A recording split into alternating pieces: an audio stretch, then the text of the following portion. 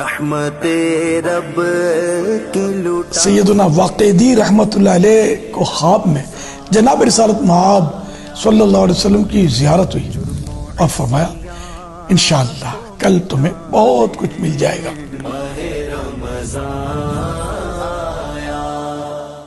رمضان مبارک آنے والا تھا اور حضرت واقعی رحمت اللہ علیہ کے پاس کچھ نہ تھا۔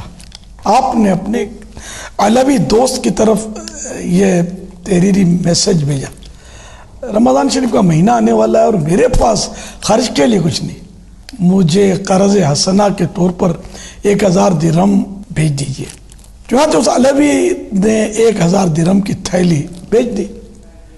تھوڑی دیر کے بعد حضرت واقعی رحمت اللہ علیہ کے ایک دوست کا تحریری پیغام حضرت واقعی رحمت اللہ علیہ کی طرف آ گیا، رمضان شریف کے مہینے میں خرچ کے لیے مجھے 1000 درہم کی ضرورت ہے۔ حضرت واقعی رحمت اللہ علیہ نے وہی تھیلی وہاں بھیج دی۔ دوسرے دن وہی علوی دوست جن سے حضرت واقعی رحمت اللہ علیہ نے قرض لیا تھا اور وہ دوسرے دوست جنہوں نے حضرت واقعی سے قرض لیا تھا، دونوں حضرت واقعی کے گھر آئے۔ علوی کہنے لگے رمضان مبارک کا مہینہ آ رہا ہے اور میرے پاس ان 1000 درہموں کے سوا اور کچھ نہ تھا، مگر جب آپ کا میسج آیا تو میں نے یہ 1000 درہم آپ کو بھیج دیا اور اپنی ضرورت کے لیے اپنے ان دوست کو چٹھی لکھی کہ مجھے 1000 درہم بطور قرض دے دیجئے۔ انہوں نے وہی تھیلی جو میں نے آپ کو بھیجی تھی مجھے بھیج دی۔ تو پتہ یہ چلا کہ آپ نے مجھ سے قرض مانگا، میں نے اپنے ان دوست سے قرض مانگا، انہوں نے آپ سے مانگا، اور جو تھیلی میں نے آپ کو بھیجی وہ آپ نے اسے بھیج دی اور اس نے وہی تھیلی مجھے بھیج دی۔ پھر ان تینوں حضرات نے اتفاق رائے سے اس رقم کے 3 حصے کر کے آپس میں تقسیم کر لیے۔ اسی رات حضرت سیدنا واقعی رحمت اللہ علیہ کو خواب میں جناب رسالت مآب صلی اللہ علیہ وسلم کی زیارت ہوئی اور فرمایا انشاءاللہ کل تمہیں بہت کچھ مل جائے گا۔ چنانچہ غیب جاننے والے پیارے پیارے آقا صلی اللہ علیہ وسلم کے فرمان کا یوں مطلب اظہار ہوا کہ دوسرے دن امیر یحییٰ برمکی نے سیدنا واقعی رحمت اللہ علیہ کو بلا کر پوچھا، میں نے رات خواب میں آپ کو پریشان دیکھا ہے، کیا بات ہے؟ حضرت سیدنا واقعی رحمت اللہ علیہ نے سارا واقعہ سنا دیا تو یحییٰ برمکی رحمت اللہ علیہ نے کہا میں یہ نہیں کہہ سکتا کہ آپ تینوں میں سے زیادہ سخی کون، آپ تینوں ہی سخی اور واجب الاحترام ہیں۔ پھر اس نے 30,000 درہم حضرت واقعی رحمت اللہ علیہ کو اور 20,000 ان دونوں کو پیش کیے اور حضرت واقعی رحمت اللہ علیہ کو قاضی نے جج بھی مقرر کر دیا۔ اللہ رب العزت کی ان پر رحمت ہو اور ان کے صدقے ہماری بے حساب مغفرت ہو۔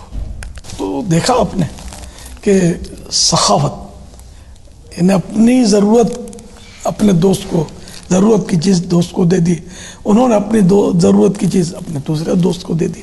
تو دوست وہی ہوتا ہے کہ جو وقت پر کام آئے۔ آج کل مفاد پرستی کا دور ہے اور بڑا نازک دور ہے۔ اگر آپ کے پاس دولت ہے، آپ کے پاس دوست بہت، جس دن دولت رخصت تو اس دروازے سے گئی تو اس دروازے سے دوست پلٹ گئے۔ آج کل کے دوستوں جنرل بات کر رہا ہوں، ایسا نہیں کہ وفا بالکل ختم ہو گئی، لیکن بہت کمی آ گئی ہے۔ تو دوست کسی کو بنائے بھی تو آدمی سوچ سمجھ کر بنائے، یہ بھی تو خطرہ ہوتا ہے نا کہ دوست پیسے پھینکے اور ایمان لے لے۔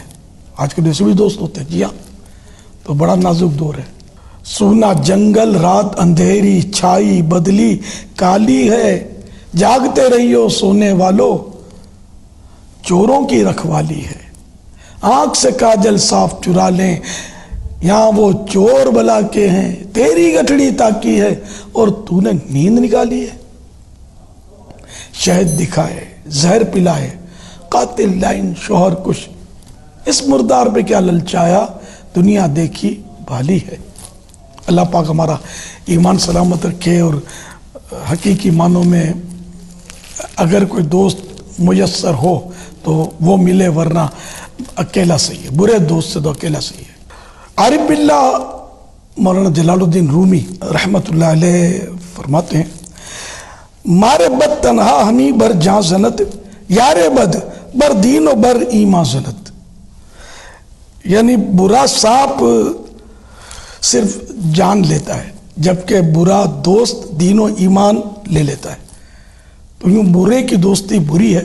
مفتی احمد یار خان رحمۃ اللہ علیہ فرماتے ہیں صوفیاء کرام کے نزدیک ساری عبادات سے افضل صحبت نیک ہے۔ آج مسلمان نمازی، غازی، حاجی، قاضی بنتے رہتے ہیں مگر صحابی نہیں بن سکتے کہ صحابی صحبت نبی سے بنتے تھے، وہ صحبت اب کہاں نصیب۔ حضور صلی اللہ علیہ وآلہ وسلم سب کچھ دے گئے مگر صحبت ساتھ ہی لے گئے صلی اللہ علیہ وآلہ وسلم۔